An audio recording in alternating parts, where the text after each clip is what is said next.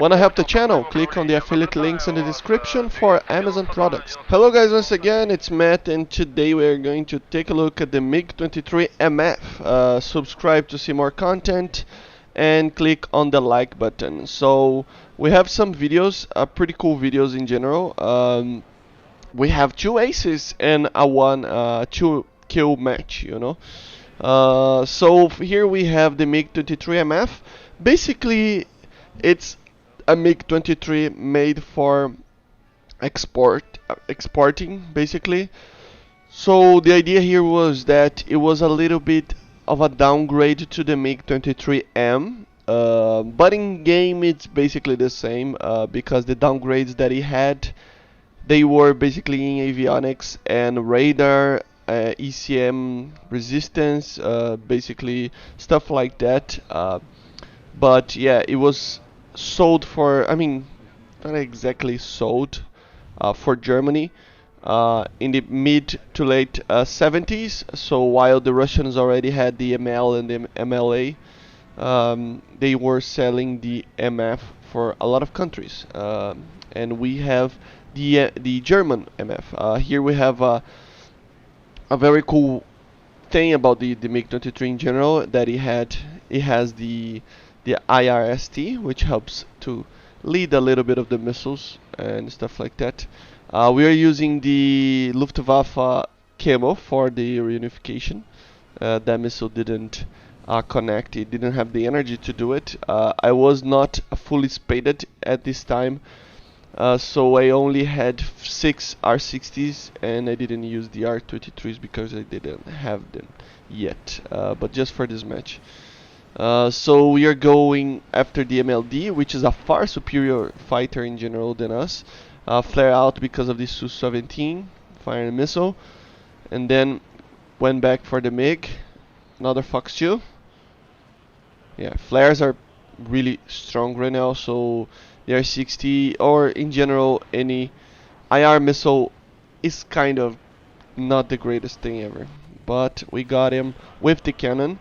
Yeah, that guy, I don't know what he was doing. He actually was just turning a lot in the middle of the battle. So yeah, not thing that you want to do with any aircraft. Um, yeah, but normally I use the manual mode for the. Normally, I mean, every time I use the manual mode for the wings. I have my squad mate there baiting basically every single fighter in the enemy's team, almost every fighter. Here we have a situation that I was going to fire a missile, but there were too many flares, so I ended up going for the other ones to help my teammate. So yeah, basically this is it for. But in general, this aircraft is pretty amazing flying at high altitude, so I advise you guys using at high altitudes in general. The idea is the same as the MiG-23M. It is a kind of a BVR type of situation, but yeah, that missile is going to hit, and then we are going to fire another one on the MiG-23 as well. Another kill. As you see, the R60 is one of the best missiles. I mean, it's the best missile in the game if you consider that the flares are basically OP for any missile. But yeah, we got. This is the type of gameplay that you are going to be facing a lot on the MF in general right now, just because the teams are not the greatest ever now. I don't blame the players itself, I blame the stock grind and stuff like that. A lot of the MiG-23s are stock, so yeah, I needed the help for those two MiG-23s, but I ended up getting a lot of kills here.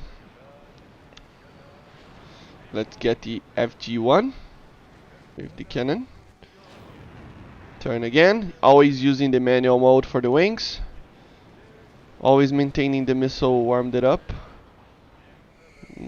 Now went for that head on. The base is kind of a great aircraft in general, you have to be careful. Yeah, he's trying to out-turn me, which he can do it, especially at low altitudes. He's really light, but I have the straight wings right now, and that helps a lot. My friend there is trying to help me with the F4. yeah, he got him. And the last guy, a Sukhoi, running away to try to bomb some bases. So this is the ideal situation on the MiG-23MF in a dogfight. When you have a little bit of support, you can do a lot of things with this. I mean, this is probably my favorite aircraft in the game, the 23 in general. Of course, the MLD is far superior from the MF or the M. But in general, it's the same idea of gameplay. So I normally try to fly high with it, try to use the radar. As you know, it helps a lot seeing where the targets are. And excuse me. But yeah, in general, it's a pretty good aircraft to fly high. Okay, flying low, it loses a lot of. I mean, it loses a little bit of ground. Okay. So we are approaching the last target, this Sukhoi 22, Fox 2, and hit. That was the last guy that we killed.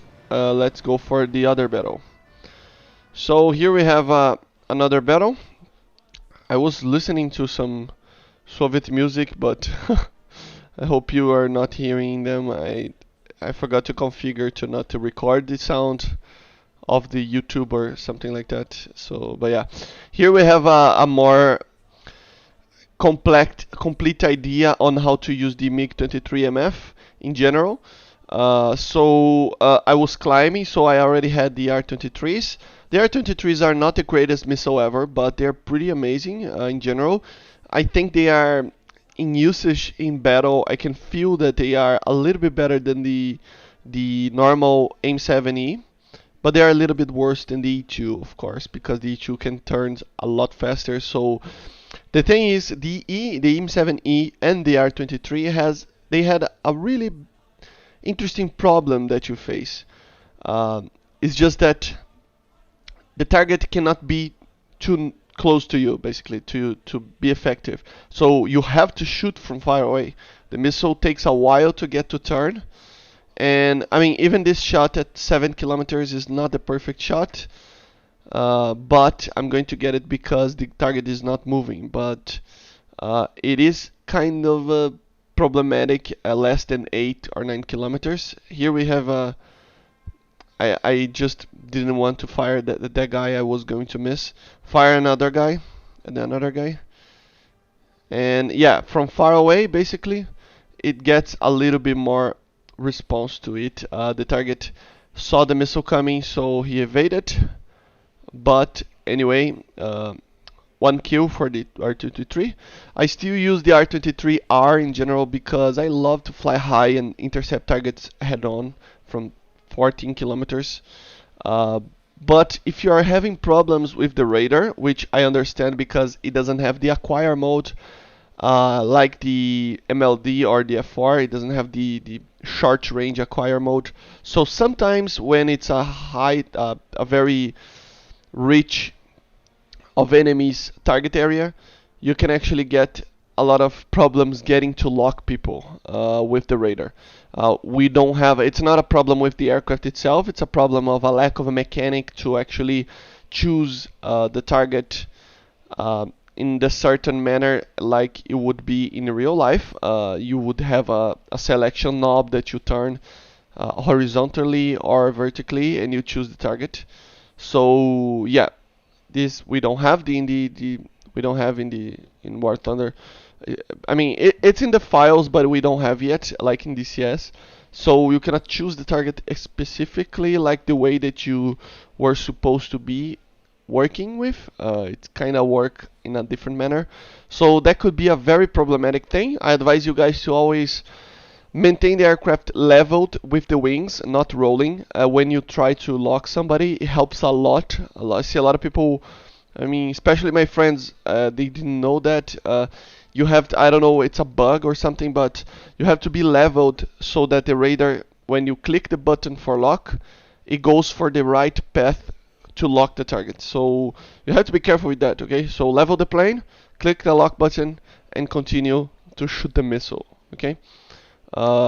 If you have problems with it and you see a guy firing at you, just turn away, run away. You are very fast. This aircraft is really fast. In general, it's one of the fastest aircraft in game, and you have to just be careful with going too deep into the target area in general. Okay, so yeah, this is the last guy that we are going to kill. Another ace battle to show that the problem.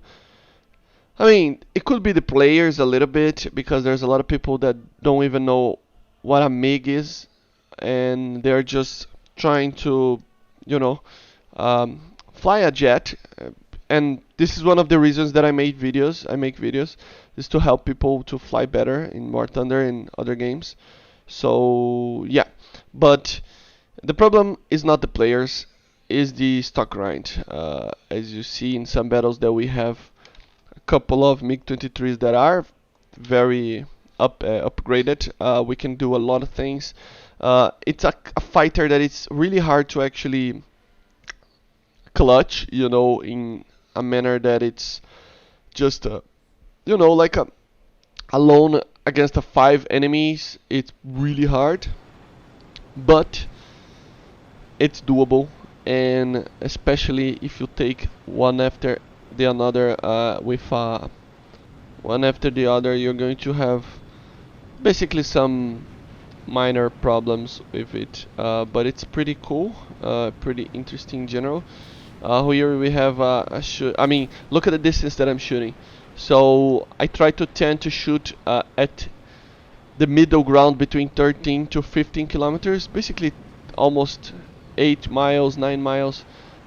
This is the best way. Of course, it doesn't have the maneuverability capability to actually turn and hit a target that is trying to evade your missile, and I got killed there. That was really dumb. So basically, it's not the greatest thing ever to fight a lot of enemies alone, as you saw. I didn't even see the F5, but in general, try to fire the R-23s from far away. If you're using the R-23Ts, just use them in a way that you are comfortable with. One of the tactics that I like to use is actually to fly low and intercept targets from below. It has a very long range, basically, so you can do a lot of things. Here we have a 14-kilometer shot. As you see, the missile burned out before the 10 kilometers, which means that the target won't be seeing the missile coming. As you know, splash.